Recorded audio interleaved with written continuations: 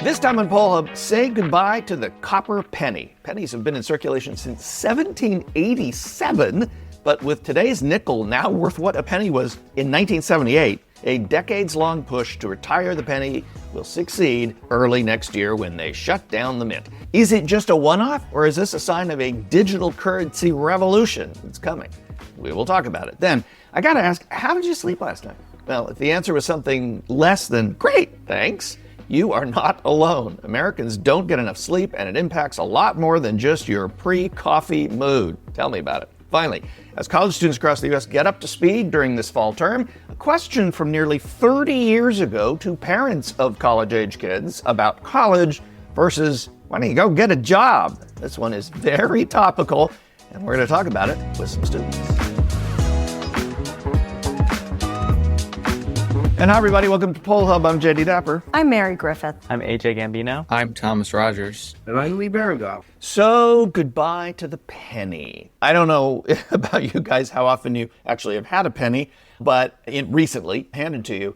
I collected pennies as a kid. I guess I collected coins, but to roll them. Do you remember, did you ever roll coins? Yes. The penny thing is, and now they have machines at the bank, so you support all of it. But we're going to get, I got pennies to talk. I got to talk pennies. But that, for a lot of people, that's kind of the what a penny is thought about. It's like you never really had much to spend. Maybe you'll have some stories about a penny candy, Lee, but I mean, I don't, right? A penny didn't buy much throughout most of my life. So pennies officially will be gone early in 2026. The Trump administration did what a lot of people have been wanting to do for 20 years. Some of the earliest proposals are from the 80s, actually, to do away with the penny, and it is going away. What was interesting to us, though, is what does this mean, if anything? Is it just, we don't have pennies anymore? Or does it say something more about the nature of money and how we interact with it, especially when we talk about things like Bitcoin or using your phone to just tap and pay? You know, just does seem like the way that we spend money and the form that it takes has changed. A couple pieces of data, and then we'll jump into this. How much do Americans actually use cash? Pew in 2022 did some polling on this and asked about using cash in daily life. 41% in 2022 said none of their purchases in a typical week are paid for using cash. 44%, so just slightly more, say some of their weekly purchases are paid using cash. And 24%, about a quarter, say almost all or all of their weekly purchases are paid for using cash. In 2018, so 4 years earlier, 29% had said that none of their purchases were paid using cash. So it was a big jump from 29 to 41% from 2018 to 2022. There hasn't been new polling on this, but it does seem to suggest that we have been moving for some time here towards, I don't know if it's a cashless society, certainly a coinless society. So, Lee, you do use cash. I know you use cash because you pay me $100. Yes. No, I'm just kidding. I know you use cash. No, I definitely use cash. And I want you to know that I think pennies have become kind of the nuisance coin. And sometimes in stores, which actually, if you're nickel short, they'll reach into the tin and pull out a nickel. But certainly pennies get rounded beyond their shape. They round up, they round down. And so it does lose its meaning. I should let you know that I have a sentimental attachment to pennies because my grandmother, way back in the 50s and 60s when I was growing up, she, for her 5 grandchildren, would sort of put pennies in little jars. And so when we came to visit, the first thing you did was you raced into this drawer, pulled it out, and checked your penny jar here. And I think, am I being seen and not heard? Is that anyway real? That's the penny jar from your grandmother? So this was my penny jar, which Wow. I didn't invest. Mine was always a little bit higher, thereby concluding I was the favorite of the 5. So You still use cash and you still get change back when you use cash, right? oh yeah, and Yeah. I do put them in a collected sort of In a jar. thing. And admittedly, the pennies don't add up anywhere near other coins, but yeah, I'm there. Do I think if it went away, aside from the song, I think my grandmother's obviously no longer living, and I have this, but it's to even them out. So That's I think that's actually a great memory from your grandmother. I love that. Mary, do you use cash at all? I do for small purchases, but it's rare. I usually use my credit card. Sometimes I'll use Apple Pay, especially in Lee. I'm surprised by this. The stadiums are now mostly cashless. So when you go to baseball stadiums, you can't use cash. I know that some stadiums have like a reverse system where you put your cash in and you can get a card or something along those lines. But very rarely do I use cash. I mean, I do need to give my children cash for like school snack and those types of things. So we always do have cash around and we get change. My husband does tend to use cash more so than I do. But I will say there is, to Lee's point, a nostalgia factor here. When I think about it, I have a little box that says Family Adventure Fund, where we put our leftover coins or our change in. And my younger son does enjoy rolling the coins because, well, he likes money. So I would like to see how much we have and sort of think about what we're going to do with it. I mean, it's never a ton, but it's nice and it's just a cute family activity. And my daughter has her piggy bank. So she's going around asking for coins and change. And I'm like, oh, I don't really have any. So I'm like searching in my bag for like the change that maybe I got for a cup of coffee where I used some cash. AJ, penny for your thoughts. A penny is worth so little, he has no thoughts that he's going to share. No, I'm just kidding. Do you use cash, AJ? On occasion, if I have it, like it will be used, but it's not something like I will initiate myself. It's more like if I have cash, but it's definitely not a first option for me. Yeah, how do you get cash? Like, I mean, do you go to an ATM and so you always have cash on you? Or like you're out grabbing pizza with friends and instead of Venmoing you, somebody hands you cash and you're like, oh, I have cash. Yeah, it's more so like something like that.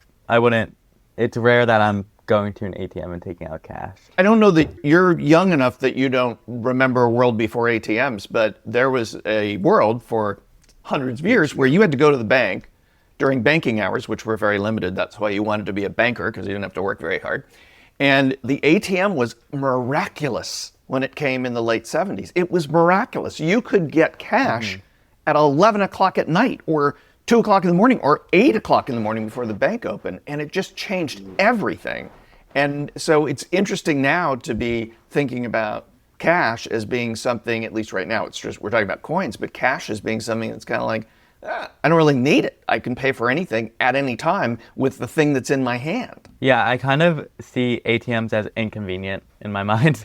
So that's funny. I get the sense that if the penny went, I was going to say the way of the $2 bill, but that's a whole different thing. But if penny went, that was a wrap on the penny, I don't get this feeling of great nostalgia. And I tried to create a little reaction, but I think the penny may have seen its day. Well, part of the problem with penny is it costs way more to produce. It's made of copper. Copper is fairly expensive than it's worth.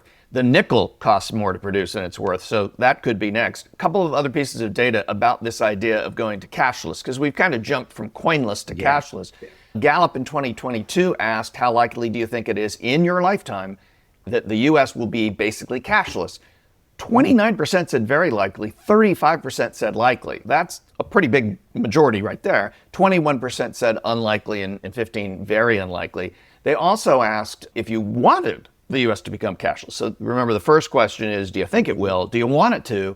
9% said they'd be happy. 46% said, I don't really care. And 45% said they would be upset. Would you be upset, Lee, if cash was gone and you had to use a credit card or a digital device or Bitcoin? As when I turn in my coins, I mean, the pennies may be a lot of volume, but not a whole lot of cash. So it doesn't add up.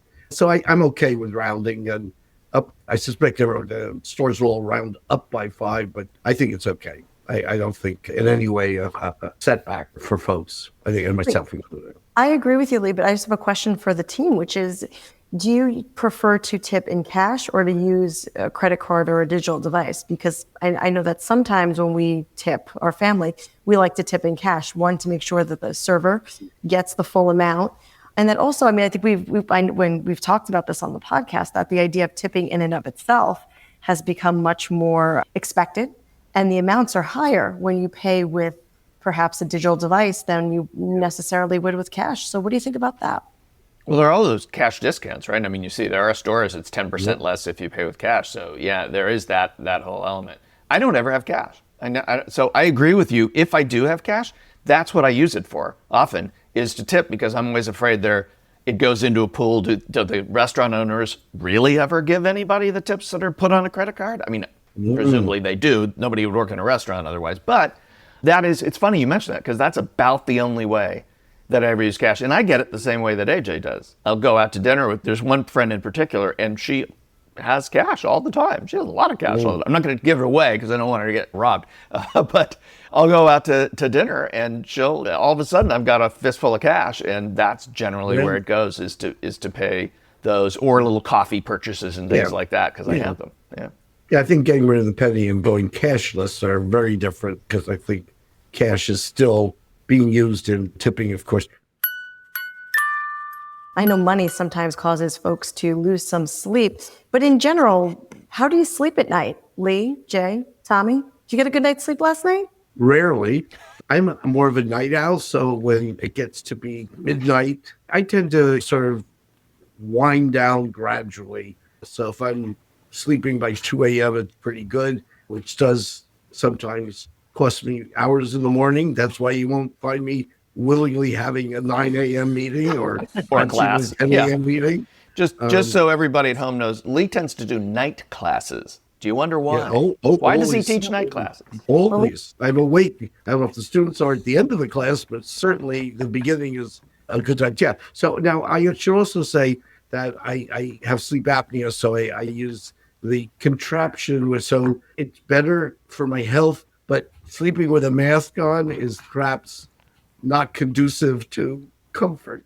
So, Lee, I think it's probably safe to say that you'd feel a little bit better with a little more rest.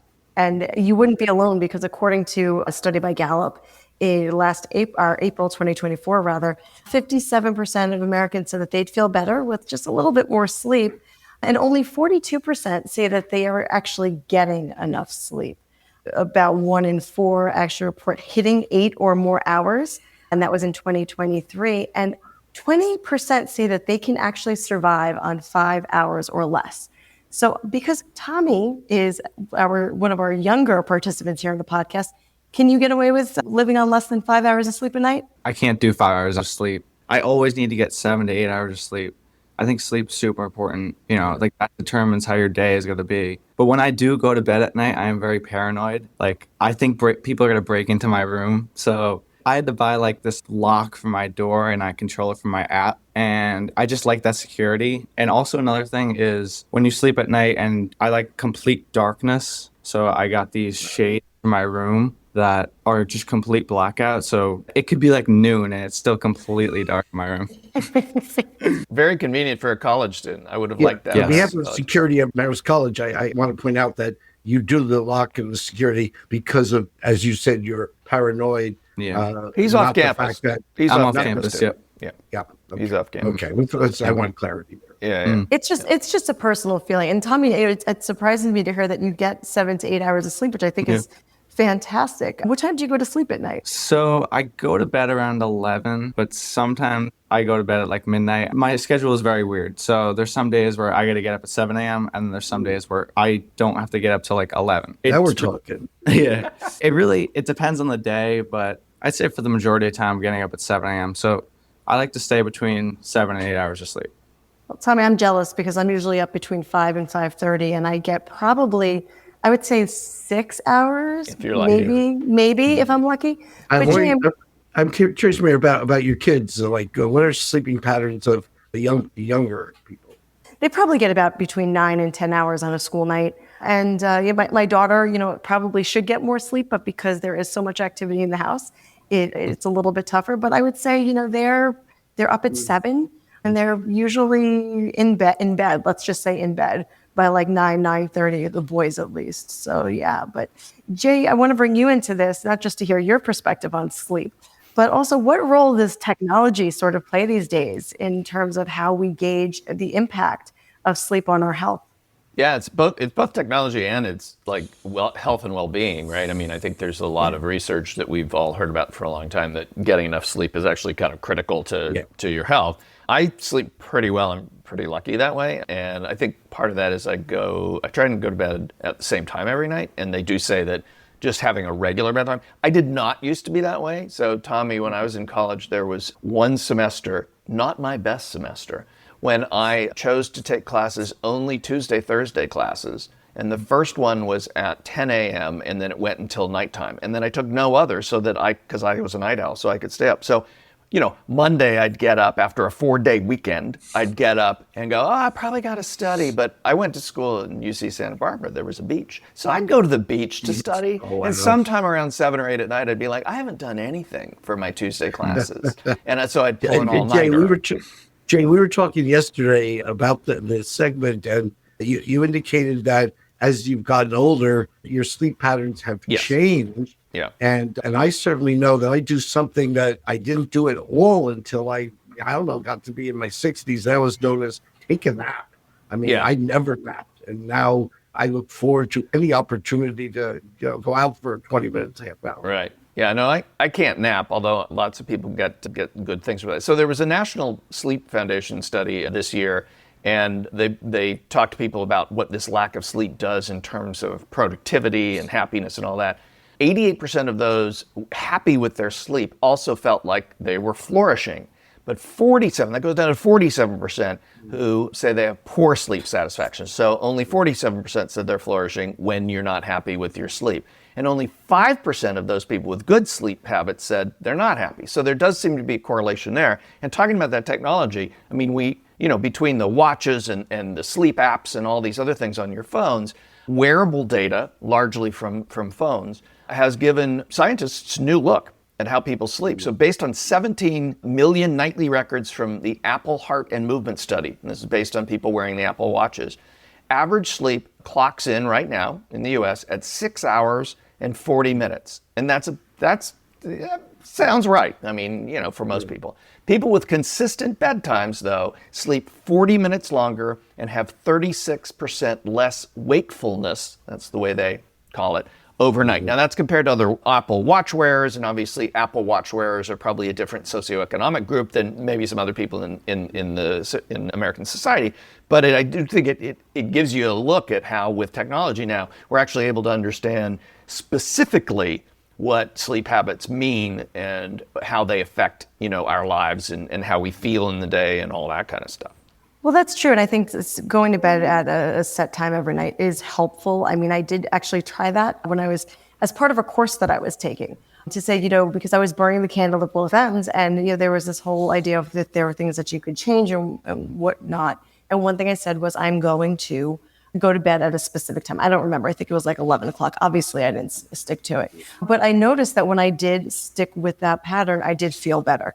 And it did also help quiet the brain to go to sleep as well, because it wasn't that you were thinking about the next thing that you had to do, because this is what it is. You were going to sleep at that 11 o'clock time or whatever, and allowed for a more restful night's sleep. Now, like I said, I didn't stick to that, but maybe I will, maybe I'll pick it up moving forward. But I do hope that our listeners aren't falling asleep right now listening to this podcast. Okay, so let us switch to what's normally the fun fact. I think this one is more categorized as an interesting food for thought. A food for thought, which is, something, a question that kind of strikes closer to home, but I think is of interest because of when it was. So this was a sample provided us from our friends at the Roper Center, Cornell. It was a question that was asked in 1997. So almost 30 years ago, and they asked it of a national audience, but it was asked only if people had a child in college. And the question then became asked of those, I'd say, if you had a child in college, it would be more important for them to get training for a well-paying job than a well-rounded education. And the answer then, which I thought was interesting, was 51% said it would be important to go for the well-paying job, and slightly fewer than half, 45% say go for the well-rounded education. And I think that's kind of interesting, because I think if you asked that now, and I know certainly where we are at Marist University, you would there's a lot of emphasis on internships and experiential learning. So the classics are part of the curriculum, and there's a core curriculum, but I suspect that one of the big selling points is Marist students graduate and get jobs. And so I think that I think students are very conscious of building their resumes. So it was seen as important then. I suspect it's only more important now. But Mary, jump in. You were quick. Well, yeah, no, I think that, okay, I'm going to date myself. I was in college at that time. So, I don't exactly know where my mom would, weigh in on this. But what I can say is that I remember my junior year, she actually turned to me at one point and said, you think you're going to get an internship or something? So that might be somewhat telling. But I think also it's importantly to think about the times. Like, there is a difference in terms of what this question could have meant at that time. Training for a well-paying job might not necessarily be the type of training that an internship would provide, or that life experience and that experiential learning that is provided at Marist University. So I think we need to keep that in mind too. But AJ, I want to ask you, what do you think your parents would say? Job. They would say the job. I'm pretty certain of that. I feel like maybe if the polling was today, it would be higher on the job end. Yeah, that's my sense of it. So, Tommy, what about you? I think my parents, they would value the education more, like first, because let's say that job, theoretically you get it and then you get fired for some random reason. Now you don't have an education. That's why I picked this fun fact, because it's a super interesting question, because you can either get your education or you can get the job and take the risk of not having a job in the future. I think one thing that it's interesting. It would be really interesting to ask again, but I think maybe in a different way. One of the things I think we see is that college has changed. So the well-rounded education, the definition of that is different than it was in 1997. And there is a lot more emphasis on getting practical skills where you're applying what you're learning in a classroom. So you learn these things that are conceptual, and then it's like, okay, take the concept and let's apply it. And that kind of thing, I think, happened less 30 years ago than it does now. But the other piece of this is big companies, so many of them, they don't expect you to come out being trained like perfectly on using systems or whatever that they're going to put you into the job. They're going to train you to do that. So the most important thing that I know that when I was in tech startups, the most important thing I heard from other co-founders about hiring people was not did they know every specific skill they were hiring for. It's like, can they learn? Can they work? Do they know how to work in a workplace? Do they know how to like set a goal and achieve it? And I think that is what a well-rounded education gets you that maybe skills training doesn't. But I don't know. Maybe I'm off base there. Well, also, Jay, to your point, people graduating these days, they're not going to do one career potentially for their entire life. Right. So the idea of being able to, go with the times and have critical thinking skills. I think if you ask this question of faculty at a university, you'd find that, critical thinking skills, it's like, a big deal going forward. And, as I was saying at Marist, obviously internships and experiential learning provide lots of things other than just skills. You work in an organization, you get to work with other people, you do develop things that you will apply. But like you say, Jay, if you're just, one skill, you better hope that skill is going to hang around for a while and that, you're able to, survive in that world. In my middle schoolers, there's an added emphasis this year on team projects so that they have the experience of being able to work not just with one specific group, but that they're being rotated. And even from at that level, they're getting those what we call soft skills to help them, in their future studies, but also ultimately in their professional careers too. So I would say that those are skills that are being taught in the classroom. AJ and Tommy, before we go, I'm just curious, because we've kind of posited this as college or a job, which is not an either or, right? I mean, it's college to a job, right? College to career. Do your parents, is getting a job after college important to them? I think it's definitely very important. I mean, they're sending me here so that I could eventually get a job and have a good career and a good life. So I guess if you framed it in that way, they would definitely lean towards getting the job first. Job. Always job. That's the answer. Yeah, but that was your last answer. I think identical. Job. Always job. Yeah. Yes, but let me ask you slightly differently. That you guys are doing podcasts. Are you doing it mostly for the learning of, kind of like developing topics and knowledge, or are you guys getting a skill that's going to be first line on your resume? I would say learning for sure, because it's not, it's not just a line on the resume. Like I want to be able to take these skills and then bring them into like other jobs in the future. Yeah. And AJ, you had an internship over the summer, and it's in communications, right? So how does this apply to that? Well, I feel like the intent of that would be so that it would help me get a job eventually. That's kind of like the culmination, hopefully, of everything that I do. But also, like, getting paid is important. Yeah. So I figured we're going to leave that as the last word for this week. I think. Well, that's full I think circle. We that started was with covered. pennies. We started with pennies. Yes, we've Lisa. done the full Yeah. gamut here. But anyway, so that wraps it up for this week, and we'll catch up. That'll do it for Poll Hub this week. Poll Hub is produced by the Marist Poll at Marist University in Poughkeepsie, New York. Mary Griffith is our executive producer. Casey Schaff is our production supervisor. The Poll Hub team includes AJ Gambino, Tommy Rogers, and Cassidy Connors. If you enjoy Poll Hub, consider telling a friend about us. If you'd like to learn more about polling and survey science, check out the Marist Poll Academy, our free online learning portal accessible from our website. Remember, you can always tell your smart speaker to play Poll Hub, and with any luck, it'll cooperate. Finally, wherever you listen to Poll Hub, there is a subscribe button. Click it, and the latest episode will be ready for you in your podcasting app as soon as it's released. We'll see you next time.